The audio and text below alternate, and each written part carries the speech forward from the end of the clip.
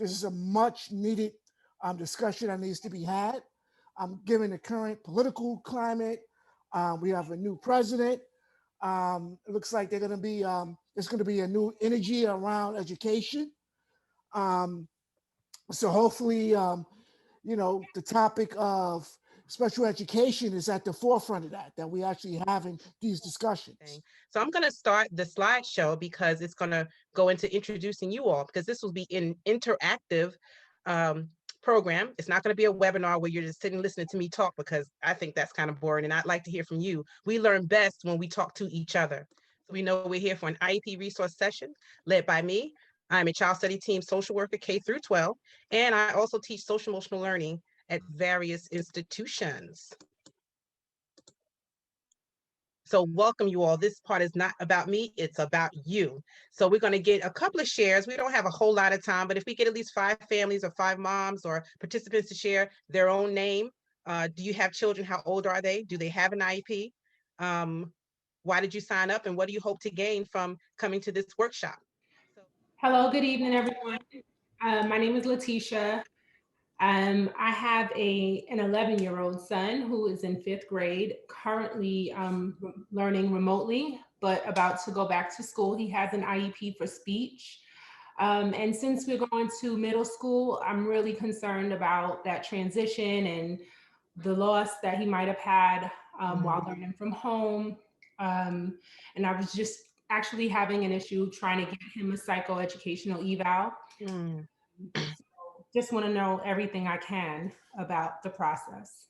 Awesome. Thank you for sharing. When we get to that area, feel free to ask questions, raise your hand or jump in, say, excuse me, because we're going to touch on that part, and you can ask more questions in that area, because I'd like to know why you're trying and why it hasn't happened already.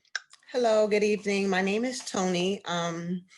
I was invited to this platform through Chanu Subakarvi. My son is a part of the program. So is Miss Lowry. My son is Jalen. He's in 9th grade. I'm a single mom. He does not have an IEP, but I'm always looking for ways to best support him. Good evening. My name is Ayana Hines Marshall. My son's name is Jared. He has an IEP. He has a processing disorder, but they labeled it as a learning disability since there's no category for that. And I'm also a special education teacher, so I do IEPs as well. Awesome. Thank you for coming. What do you hope to gain? Ayana, what do you hope to gain? Just some additional resources that I may not be familiar with from working with the DOE, and also to see how I can use this information to not only help my own son, but the students that I have in my classroom. So what is the IEP? So the next couple of slides, I will read verbatim, because this is not something you can just gloss over. You can take a screenshot. I'm not sure how much Matt is going to share with you later on, but I do like to share my presentations because this is public information. I will give you links to all this information later. So when you find an IEP, they're different. Every IEP has all the same information because it is a federal document. Every IEP across this whole United States has all the same information. They just look different, and some of them are very confusing. I'm not going to go over the whole IEP, but as you can see, that's the document. It never changes. It's the same across the whole United States. Any questions? I think there might be some in the chat, but you guys, I can't do both. So if you have a question, please bring it up. The 14 disabling conditions. Now, I at first I only put page 69, but I'm going to show you how to use the code on special education. So Ms. Hughes, you should be able to access the code on special education. This is a federal document. It will not change from New Jersey to Maryland. Here's a link. I'm going to take you to the 14 disabling conditions.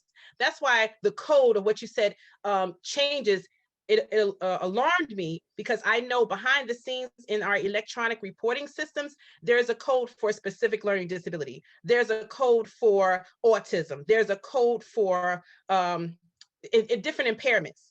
And so when they say the code is about to change, are they saying the disabling condition is about to change? Because that's the only thing that can qualify your child.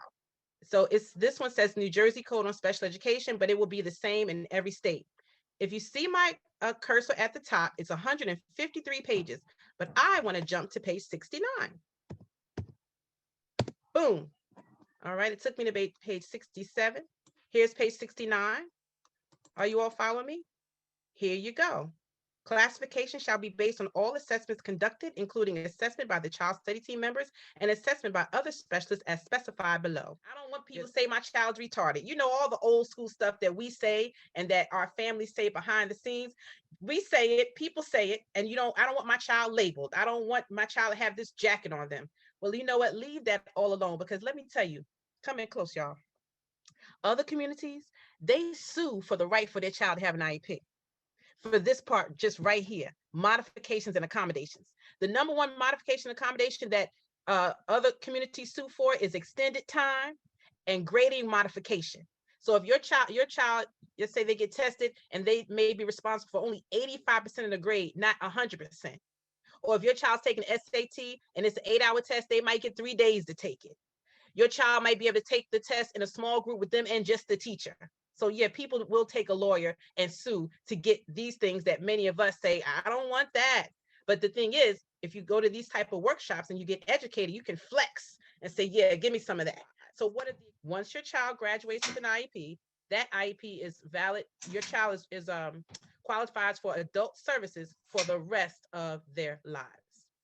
Be proactive when exploring colleges and ask, do you have students with disability support program? And also apply to DVRS, the Division of Vocational and Vocational Rehabilitation Services. Did I write it right? Division of Vocational and Rehabilitation Services. Now, some parents are put off because they go down there and they say, my child's not a veteran. My child's not a grown old man or old woman. Well, they serve everyone here, Division of Vocational Rehabilitation Services. What happens is when your child's in 11th or 12th grade, you apply, and what can you get? They will do assessments, formal assessments, psychological, educational. They'll find out what your child's potential is. They will help your child to apply to post-secondary educational or vocational programs. They will help purchase the supplies. If you're local, they'll give you a bus pass or a train pass so your child can commute to and from. They will help you and your child all the way through graduation of whatever program. So if your child is an academic and they're going to go get a PhD, they're going to support your child all the way through the PhD program in these ways. Transportation, supplies, books. You just got to be in it to win it, y'all.